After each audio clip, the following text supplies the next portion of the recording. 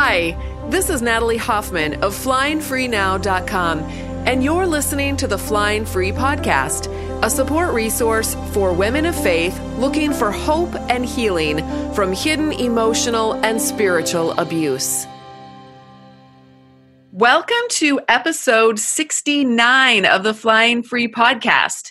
Today, I have Rachel and Becky here with me, and we are going to be answering a listener question that has so many, it actually has so many questions in it, and there's so many things to talk about. This could be triggering though for some of you, so brace yourselves, okay? I know this actually kind of triggered me because I could relate to so many things that she asked. So the woman that wrote in, she has been in and out of therapy for several years, both by herself as well as in, co-therapy with her husband. And she is coming at this from the perspective of being a person who wants things to work. She believes that her husband is trying, and she believes that her husband is changing. But she said he still blames her and tries to control her. She said that she feels like the counseling has helped him to temper his rage. She says she's been practicing healthy boundaries, but she has been accused of pulling away from her husband. The counselor is telling her that it's her fault because she has childhood triggers. So in other words, she's interpreting his abuse incorrectly due to her own issues. And the way that she's presenting her boundaries is triggering her husband. I have so many things I want to say right now, but I'm going to hold back. Then the counselor tells her to have boundaries in place so that she won't feel the shame and the blame because her pain is caused by her past and it's not being caused by what's happening in her present. The counselor has further told her that both her husband and she are right in their perspectives. Nobody's wrong here. They both have their own perspectives and they're both right. And she needs to stop expecting that only her husband has to work on his stuff because she obviously has things she needs to work on as well. Then she writes that she is confused. I wonder why. And she doesn't know where her responsibility begins and ends. She's losing sleep and has anxiety and depression. Okay, so I want to, there again, like I said, there are so many layers of things that we can talk about here. I think we need to talk about, is her husband actually changing and what does change actually look like? I think we need to talk, I think there's some confusion surrounding what boundaries are. And I think she's been placed in this quintessential catch-22 where she's told to have boundaries. But when she does have boundaries, she's being scolded for pulling away. And she's also being scolded for not presenting her boundaries properly. So have boundaries, but make sure that you're presenting them properly. She's told that nobody is right or wrong in the situation, and yet she's being scolded and told a lot of things that she's wrong in a lot of things. This is creating all kinds of cognitive dissonance in her mind, and I believe that that's what's causing her anxiety and depression. So where do we even want to start, you guys? And then there's the whole counselor thing. Yeah, the counselor says that that she is being abused, if I remember correctly. He acknowledged that, right? Yeah. And yet, obviously, doesn't know what that really means, or that that's wrong. Apparently, right? Or it's okay to acknowledge that you're abused and then just continue. So the counselor looks like he has cognitive dissonance. You're abused, but you're both equally responsible for this problem, which I've experienced. I'm sure you girls have too. Yeah, crazy. I can feel the anxiety rising in my chest as you read that. Like I feel so badly for this woman and anyone who's in a situation like that. And no wonder she's confused. There's a reason for that. Well, I'll jump on the boundaries for a second because it took me years to really grasp what boundaries were. And I'll tell you what I used to think of boundaries. Like I've thought many different things, but one of the ones that I even in the last year realized I was doing was saying more like my boundary would look like, if you, then I. And I realized in the last year, wait a minute, I don't even need to condition it, because that's, again, trying to control their response. So instead, my boundary is I will, not if you, but I will. So I will not accept somebody doing such and such to me. Let's say berating. I will, or shaming, like in a conversation, your husband is shaming you. I'm sorry, I will not proceed in this conversation while you're shaming me. Not if you shame me, I will. I don't know if y'all get the distinction, but on the first hand, it was more like I was still that mindset that I had to be responsible for his behavior. But in the second mindset of I will not put up with this, so to speak, it's more like, no, I'm not taking responsibility for your behavior. I'm taking full responsibility for my behavior. Right. Really important distinction there. Well, and you don't have to, you don't have to communicate, like you're saying, you don't have to communicate all of your boundaries. They are just there. Right. And if it would be like, again, if you use the idea of someone coming into your yard or walking into your home, well, that's a boundary. What? You don't know that? You don't know that that's my boundary? You can't just walk into my home. So I'm going to tell you, you need to leave. I'm going to tell you to leave. And if you don't leave, I'm going to call the police because you just walked into my home. You don't have a right to do that. Right. I'm not going to go around to all of my neighbors and say, by the way, I'm just going to let you know what my boundary is. You can't come into my home without knocking first. Right. Exactly. That. Yeah. And that's part of the abuse, both by the counselor and the husband, is not allowing her to be an individual that has the same rights as they have. Exactly. So when somebody starts telling you you don't have a right to certain boundaries, they're telling you you don't have a right to be human. You have a right to whatever boundaries you want to put in your life. That's your decision. If they're trying to tell you different, they're trying to control you. That's not their business. There's God in heaven, and that is his business, not theirs. Yeah.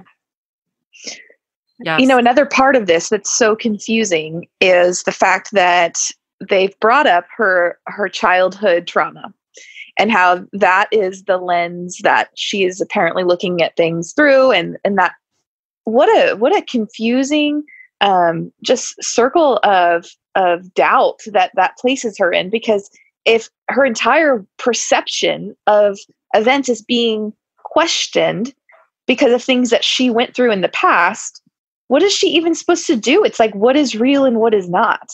Exactly. Right? I remember. Oh, go ahead. Sorry. Oh, I was just going to say, I have childhood trauma, as you guys do as well. But I think I can speak for all of us in our relationships now that are with healthy men. We are able to see what is from the childhood trauma and versus what is real. And that's because we've done the work, but it was only when we were able to get out that we were actually able to do the work. Yeah. I had the very last counselor I saw with my ex. It was a woman, and it was very terrible, but he instantly had her. I think counselors immediately want to latch onto something that they, in their education or their experience, know how to work with. Because when our problems come up, like this emotional covert abuse, I don't think a lot of therapists or counselors know exactly how to handle that. So when they hear childhood trauma, latch. I can work with that, right? So I was sitting there, and my ex convinced, and I had a terrible childhood, a lot of abuse. But I also had already worked through all of that on my own between me and God, and just had come, and then realized that can't define who I am, and it can't define my actions. But here we are in therapy, and I'm talking years later, she pulls out this big whiteboard and starts writing, what's the name of your father? What's the name of your mother? What's the name of your grandfather? What's the name of your grandmother? And she wants to connect the dysfunction in the family and how I got it. And I'm sitting here going, and I finally, after about 20 minutes, I said, ma'am, I don't mean to be disrespectful, but this is not the problem. I have worked through those issues. Those are not the problem. I am not the problem. I'm doing my part. I'm being responsible for myself and my behavior. I'm not 100% wonderful at responding, but I apologize when needed. I ask forgiveness. that's not what we're here for. And I just remember as clear day, and she was not a good therapist, because she really wanted to take his side. But anyway, I just think when a therapist latches on to childhood trauma, and I am not discounting that at all, but at some point we have to say, yeah, that's childhood trauma, but that does not define me, and it does not define my responses. And if it does, okay, I'll deal with that. But that has nothing to do with the way he is treating me. Mm-hmm. Right. Well, and it sounds like he's got issues with rage. And that, again, his rage is not her child. That's not because of her childhood trauma. What I noticed throughout the whole thing is that she is actually being blamed not only by her husband, but she's actually, the responsibility for everything is being put on her. She's responsible. Mm-hmm. Here's what she's responsible for. She's responsible for triggering her husband's rage. Mm-hmm. So he's not responsible for his rage. He's not responsible for the way he blames her and shames her. She is. She's responsible for not putting boundaries in place. But when she does put boundaries in place, she's responsible for pulling away and having boundaries. So she's responsible for that's like, she gets scolded either way for that.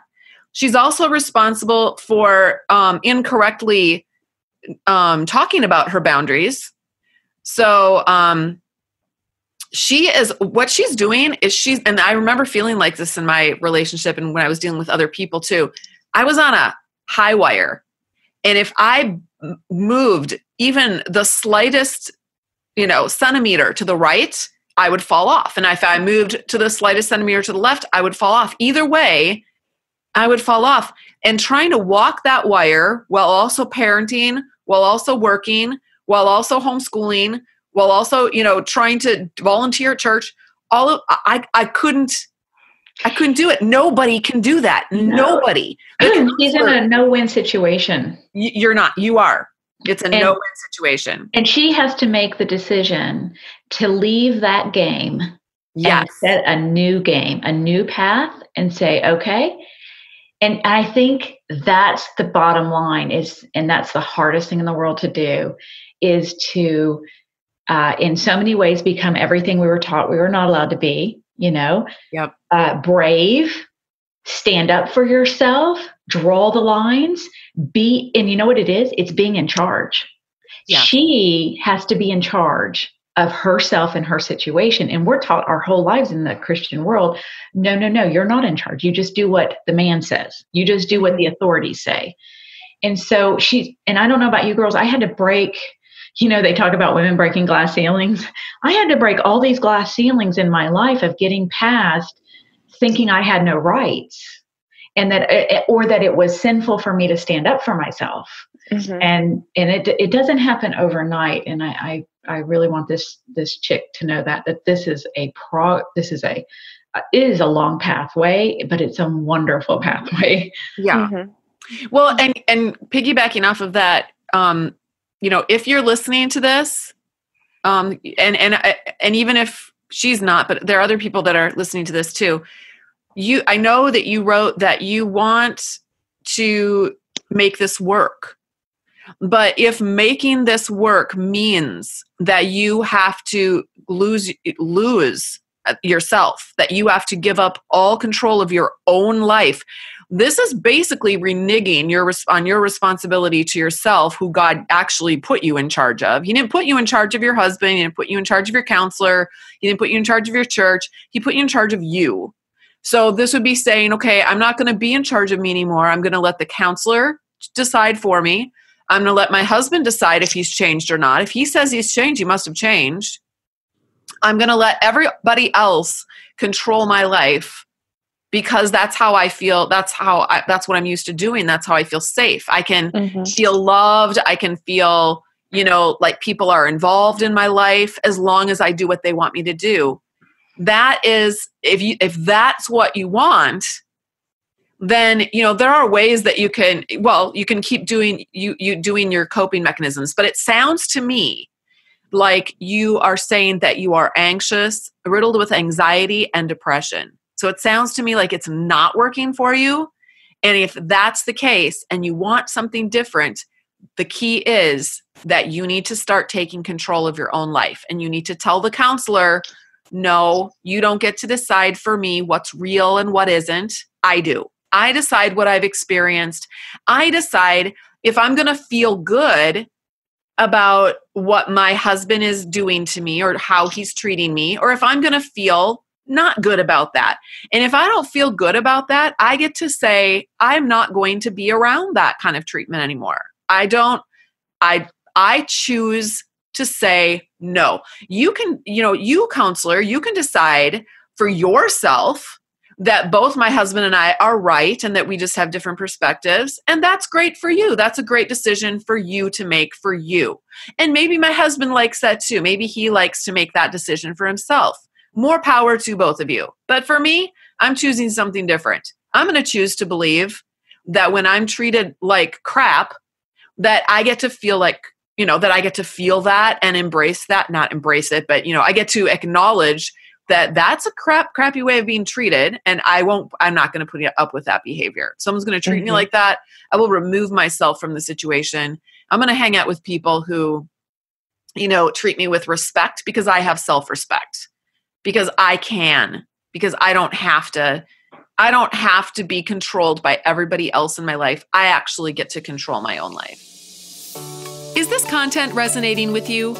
I've written a book for women of faith in destructive relationships called Is It Me? Making Sense of Your Confusing Marriage, a Christian woman's guide to hidden emotional and spiritual abuse.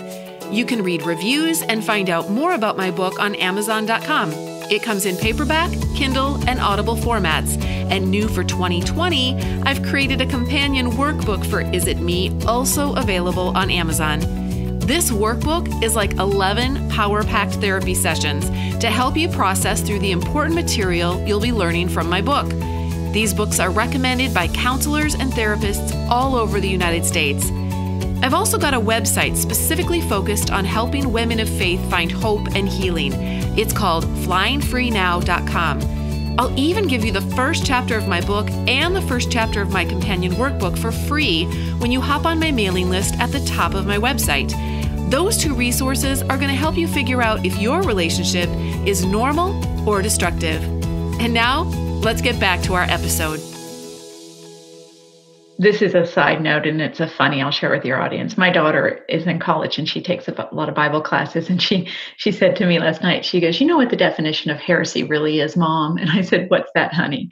And she goes, it's just thinking for yourself sometimes. Well, it was so funny because it's what really to stand up for yourself, you have to start recognizing some belief systems that you have that might not be right, and they're belief systems that actually harm you. And it takes a lot of courage. Yeah. Well, I think that, her main question here was she wasn't really sure where her responsibility began and where it ended. So this is a person who's very conscientious and she wants to know. And I don't know if this person has read my article that I wrote recently on, it was on the superpowers that that most survivors have, but I would encourage you to go back and read that article. But one of the superpowers is this conscientiousness. It's actually not a concept I came up with. It's Sandra Brown did a study with Purdue University, and conscientiousness was one of the superpowers that survivors have. And so this person is conscientious. She wants to take responsibility for her stuff. Absolutely. What I see this woman doing is taking responsibility not just for her stuff. She is taking responsibility for her husband's reactions. So she's saying to the counselor is putting all the responsibility on her. The counselor is putting the man's responsibility on her and her responsibility on her. And she's taking it. And that's why there's so much anxiety and depression. When you really know what's yours and what's someone else's, there is so much freedom. So just because you had a bad childhood, most people in the world have had, problematic childhoods. Most people have, okay? And that doesn't mean that and some of those people go on to become abusers, and some go on to become abuse targets. Okay. Yeah. But the ones that become abuse targets, we're not going to trace all abuse and all abuse targetedness down to childhood problems. No, because you're not a child anymore. You're an adult and you're making decisions of where you want your life to go. Exactly. Right. So if your husband is saying, oh, you triggered me and that's why I raged at you and blamed and shamed you because you triggered me, and you triggered me because it's all of your childhood stuff coming up. Okay. And if you take that, he can say that. He can say anything. It's just words into the universe, right?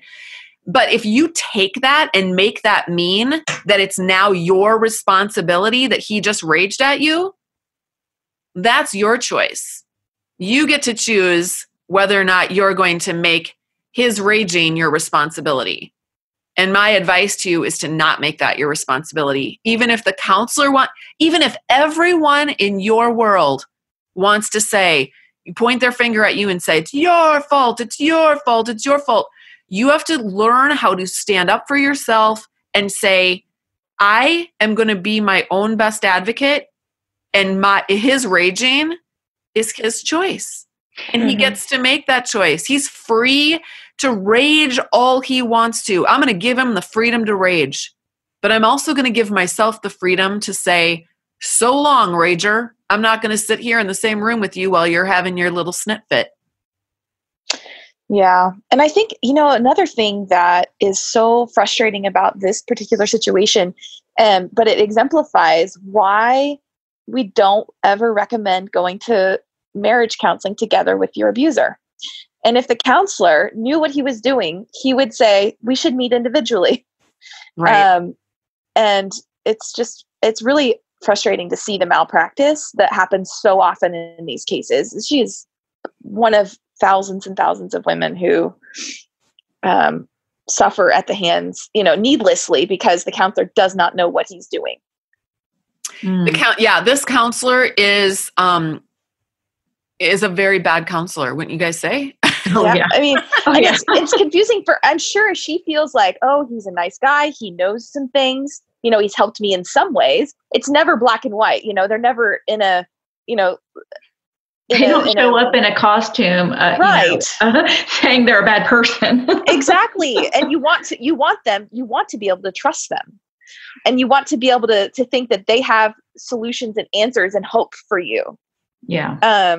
And so it's really hard to cut yourself off and realize, like, actually, this is not the best advice. Actually, he does not know what he's doing. Actually, this is not what's best for me. Right. Well, and I want to go back. When I say that counselor is a bad counselor, I'm not saying that they're a bad person. Right. I'm just saying that they're ignorant. They don't understand the dynamic that's going on here, and they really don't understand how to actually set a survivor free and empower her while also putting the proper responsibility back onto the husband. So This counselor is just kind of coming alongside of the husband in a very backwards sort of way and doing exactly what he's doing and placing the responsibility back on her. Probably because, and there could be many different reasons why a counselor would do that. One would just be ignorance, lack of experience.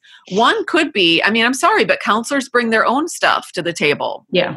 And one could be that this counselor hasn't worked through their own stuff and they are seeing things through a specific kind of a lens and not able to understand the dynamic because they've got some blind spots there as well. So not a bad person probably, but a bad counselor for this particular kind of dynamic. And just needs to learn, just needs to educate himself. It's out there if he wants to learn it.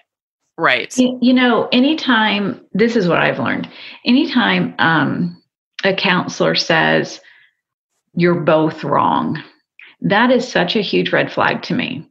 Not that I think one person is always perfect, but first of all, that tends to go along with nouthetic counseling. Like no matter what, both people are wrong. It doesn't matter if he just beat her to near death. She did something wrong in that situation. But you know what I do? I think of myself as I played tennis when I was younger, and this is how I like visuals. So this is how I think of responsibility.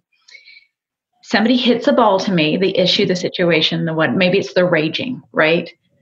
And I have to decide, is that mine? Do I need to catch that ball and keep it? Or do I need to use my tennis racket and send it back over the net? And how I answer that question is that something that I have within my control to change or do something with? Well, no, well, then it's not my responsibility. So if he's raging, that's not my responsibility. I can't stop him from raging. We cannot control another person. So I just use my tennis racket and I just hit that ball straight back over. I'm like a U.S. Open champion these days with sending that ball back over. And I do that even with healthy relationships, because it's just human nature that wants to avoid responsibility. Yeah. And it takes maturity, and it takes a love for somebody else more than yourself. Mm-hmm.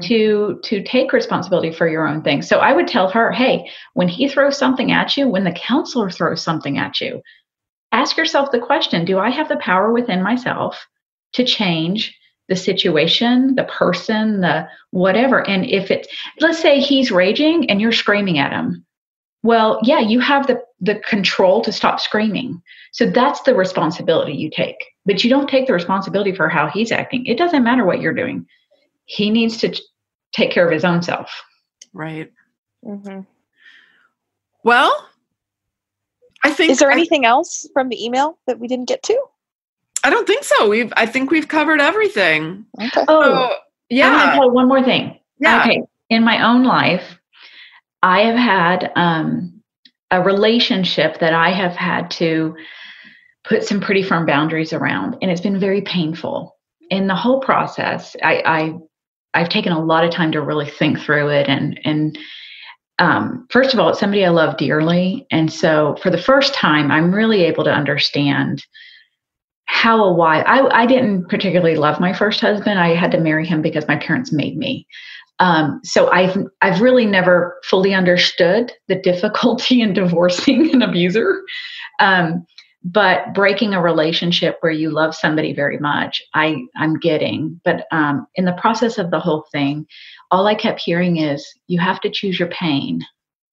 And if you want the pain of being in the relationship, then you have to acknowledge that you're going to have that pain. Or you can have the pain of not being in the relationship.